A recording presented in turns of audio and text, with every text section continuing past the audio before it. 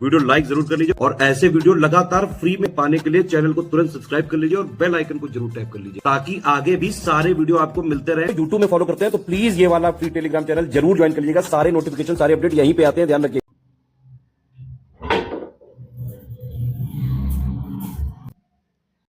नमस्कार दोस्तों, exam preparation के यूट्यूब चैनल पर मैं प्रियंका एक बार फिर से आप सभी का बहुत बहुत स्वागत करती हूं। आज की क्लास में हम लोग डिस्कस करेंगे जो भी सिंध आक्रमण हुए हैं, अरबों का जो आक्रमण हुआ है भारत में, उसको डिस्कस करने वाले हैं। तो अगर आप इस चैनल पर न्यू हैं, डेली दोपहर 1 बजे ये क्लास देख सकते हैं जिसमें जीएस सेक्शन में कवर कर रही हूँ आपके अपकमिंग एग्जाम्स के लिए, जैसे कि आरओई एग्ज़ाम है, यूपीपीसीएस एग्ज़ाम्स हैं। इन सभी को टारगेट करते हुए क्लासेस दी जा रही हैं। रात को 9 बजे प्रैक्टिस सेट चल रहे हैं, ठीक है। तो दोनों क्लासेस फॉलो करते रहिए और इसके साथ में अगर आप पेड कोर्स पे इंटरेस्टेड हैं या फिर जो अभी आपके पास समय है, खासकर आरओई एग्ज़ाम वाले बच्चों के लिए मैं कहना चाहूँगी कि आप प्रैक्टिस ज़्यादा से ज़्यादा कीजिए। तो आपको क्रैश कोर्स अवेलेबल कराया गया है स्टडी फॉर सिविल सर्विसेज के ऐप पे। आप वहाँ से अपने कोर्स को परचेज कर पाएंगे। तो गूगल प्ले स्टोर से आप सबसे पहले ऐप को डाउनलोड कर लीजिए और जो भी कोर्स परचेज कर रहे हैं, ज्ञान से कूपन कोड है, अप्लाई करना मत भूलिएगा, डिस्काउंट भी मिलेगा। लेकिन ध्यान रखिए अभी आपको कौन सा कोर्स चूज़ करना है, इसके लिए आप अपना देख लीजिए आपकी प्रिपरेशन कैसी है, ठीक है। क्वेश्चंस जो रात को कराए जा रहे हैं उनको कीजिए और देखिए आपका लेवल क्या है, आप उन क्वेश्चंस को कर पा रहे हैं, नहीं कर पा रहे हैं, उसके अकॉर्डिंग, क्योंकि ज़्यादा से ज़्यादा प्रैक्टिस की ज़रूरत है। अभी जो लेटेस्ट ट्रेंड है, पैटर्न है, इसको फॉलो कीजिए, ना कि आप बहुत सारे क्वेश्चन लगाइए और वो एग्जाम पॉइंट ऑफ व्यू से इंपॉर्टेंट भी ना हो। तो आपको कंटेंट वही चूज़ करना है, कोर्स वही चूज़ करना है जो आपके लिए हेल्पफुल है, ठीक है। और आपको पता है यूपीपीसीएस या यूपीपीएससी द्वारा कराया गया कोई भी एग्जाम हो जिसमें स्टडी फॉर सिविल सर्विसेज का जो कंटेंट है वो आपको मैच करता हुआ ही मिलेगा। ज़्यादा जानकारी के लिए डिस्क्रिप्शन बॉक्स में नंबर दिया है मैंने, आप उन पर कॉल कर सकते हैं, मैसेज कर सकते हैं, जानकारी ले सकते हैं। तो चलिए आज की क्लास स्टार्ट करते हैं। अरबों की सिंध विजय की अगर मैं बात करूं तो सबसे पहले इसमें हमें समझना होता है मोहम्मद बिन कासिम के बारे में।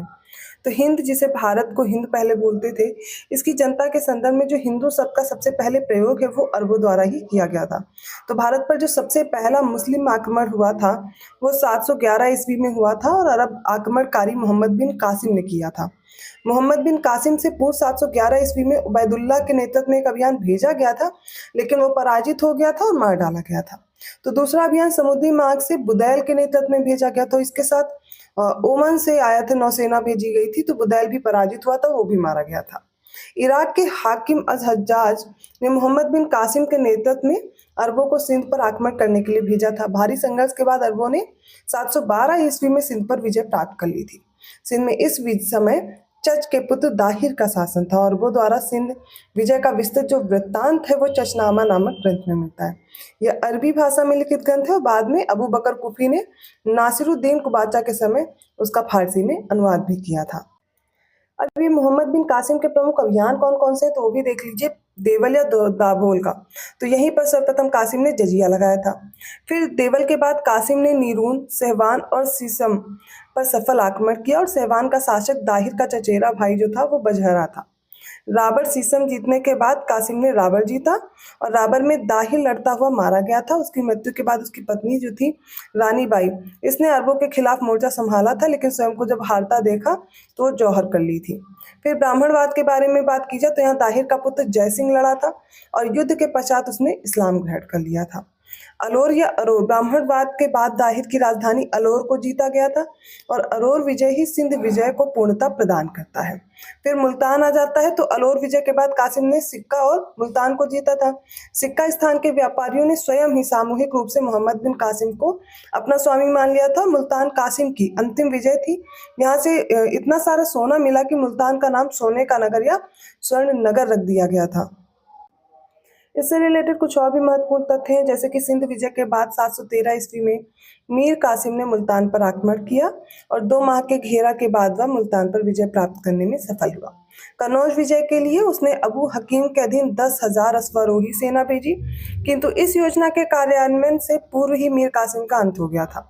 फिर 714 ईस्वी में खलीफा वलीद की मृत्यु के बाद नया खलीफा बना था सुलेमान और ये हज्जाज का शत्रु भी था। तो मीर कासिम हज्जाज का भतीजा और दामाद था।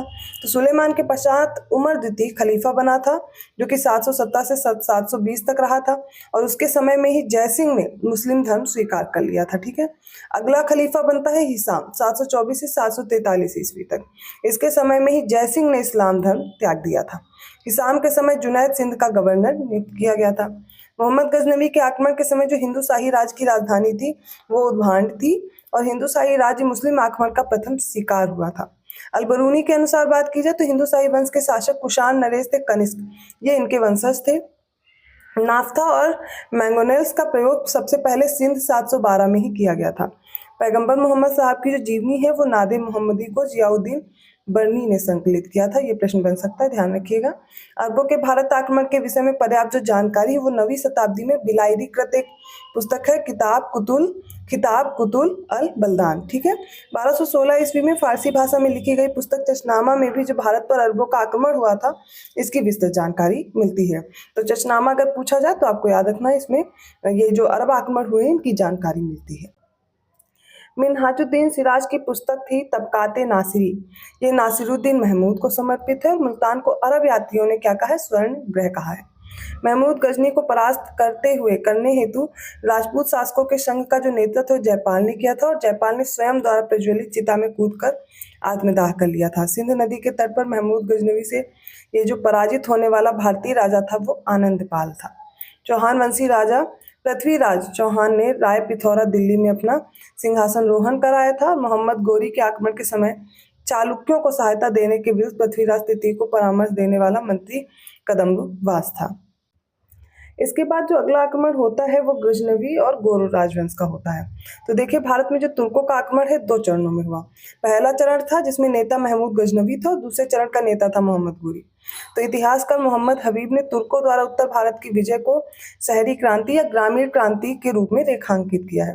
तो लेनपुल ने तुर्कों के प्रसार को अद्वितीय आंदोलन कह करके संबोधित कर दिया। सबसे पहले जानते हैं महमूद गजनवी के बारे में। तो यह किसका था, तो ये यामिनी वंश का था। इसने कई उपाधि ले रखी थी जैसे कि यमीन उद्दौला, यमीन उल मिल्ला, इसको बोलते हैं मतलब मुसलमानों का संरक्षक। तो बगदाद के खलीफा अल कादिर बिल्लाह ने यह उपाधि उसे दी थी और इसी के कारण उसका जो वंश यामनी नाम से विख्यात हुआ था। फिर सुल्तान आजम की उपाधि इसने धारण की थी और पहला शासक भी था जिसने सुल्तान आजम की उपाधि ली थी। इस्लाम का नायक भी कहा जाता था और ये इतिहासकारों ने कहा, जो मध्यकालीन इतिहासकार हैं उन्होंने कहा इस्लाम का नायक, ठीक है। फिर अव्य मेक्तम मोहम्मद अवतर, उसके चांदी के सिक्कों पर यही लेख उत्कीर्ण किया गया है। और बुद्ध शिकन अर्थात मतलब ये मूर्ति भंजक था, मूर्ति को तोड़ने वाला, और गाजी, ये सारी उपाधि इसने ली थी। महमूद गजनवी के पिता का नाम सुबुक्तगीन था, ठीक है। इसका तुर्कदास था जो गजनी वंश का संस्थापक था अल्पतगीन, और गुलाम पिराई ये अल्पतगीन का क्या था, उत्तराधिकारी था। सुबुक्तगीन जो था वो गुलाम पिराई का उत्तराधिकारी था और अल्पतगीन का गुलाम और दामाद था सुबुक्तगीन, ये गजनी का शासक बना था। और सुबुक्तगीन ने यामनी वंश के बीच नींव रखी थी 977 ईस्वी में। फिर 1001 ईस्वी में गजनवी का पहला आक्रमण शाहियों पर हुआ था। फिर 1004 ईस्वी में गजनवी ने मुल्तान पर आक्रमण किया और इस समय मुल्तान पर शिया कर्माथियों का शासन था और उसका शासक था अब्दुल फतेह दाऊद।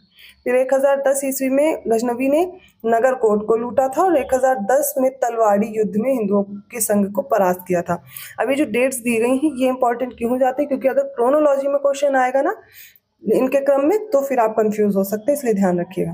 फिर 1014 ईस्वी में थानेश्वर के चक्र स्वामी मंदिर को लूटा। 1015 ईस्वी में कश्मीर में लोहकोट लोहारिन दुर्ग को जीतने में ये असफल रहा था। 1018 ईस्वी में पहली बार इसने घाटी में प्रवेश किया था और क्रमशः बरन जो कि बुलंद शहर है, फिर मथुरा, वृंदावन, कन्नौज इन पर हमला किया और महमूद ने गंगा घाटी में कुल 3 बार आक्रमण किए थे।